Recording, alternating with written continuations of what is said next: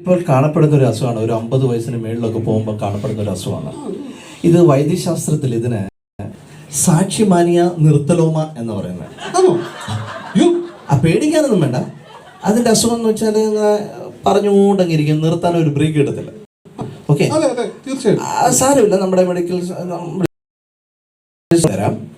Okay, ഈ അസുഖം ഉണ്ടാകുന്നത് എങ്ങനെയാണെന്ന് വെച്ചാൽ നമ്മുടെ സാമാന്യ മര്യാദയും അച്ചടക്ക ബോധവും നഷ്ടപ്പെടുമ്പോഴാണ് നമുക്ക് ഈ ടൈപ്പ് അസുഖം ഉണ്ടാകുന്നത്.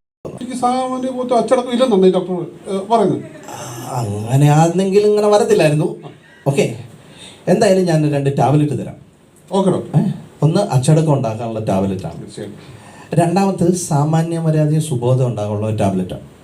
ഓക്കെ, അപ്പം ഈ 2 എണ്ണം പ്രത്യേകിച്ച് ആരാധനയ്ക്ക് പോകുന്നതിന് മുമ്പ് മസ്റ്റായിട്ട് കഴിച്ചിരിക്കണം.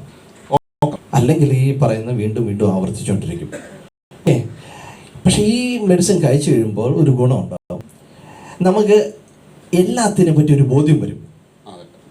പാട്ടിന് എത്ര സമയമുണ്ട്, സാക്ഷി പറയാൻ എത്ര സമയം, പ്രബോധനത്തിന് എത്ര സമയം, പ്രസംഗിക്കാൻ എത്ര സമയം.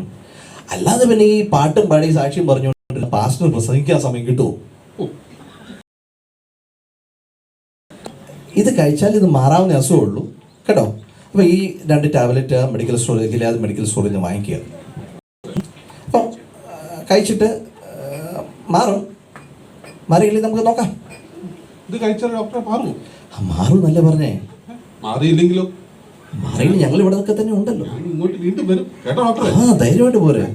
അഥവാ മാറിയില്ലെങ്കിൽ തന്നെ നിങ്ങളുടെ ചർച്ചിൽ സൗണ്ട് സിസ്റ്റം വർക്ക് ചെയ്യുന്ന സൗണ്ട് എഞ്ചിനീയർ ഉണ്ടല്ലോ. എന്തോ പേര് അവൻ്റെ? എന്താ അവനോട് ആ മൈക്ക് അങ്ങ് ഓഫ് ചെയ്യാൻ പറഞ്ഞാൽ മതി, അതവ നിർത്താൻ പറ്റിയില്ലെങ്കിൽ കേട്ടോ. അപ്പൊ ഇത്രയും ചെയ്താൽ മതി. ഈ മെഡിസിൻ വാങ്ങിച്ച് കഴിക്കുക. ഫ്രീയാ. അതെ, മെഡിക്കൽ ക്യാമ്പിന് വരുന്ന എല്ലാവർക്കും ഫ്രീയാ. അല്ല വേണ്ട, ഫ്രീയാ കേട്ടോ. ഓക്കെ.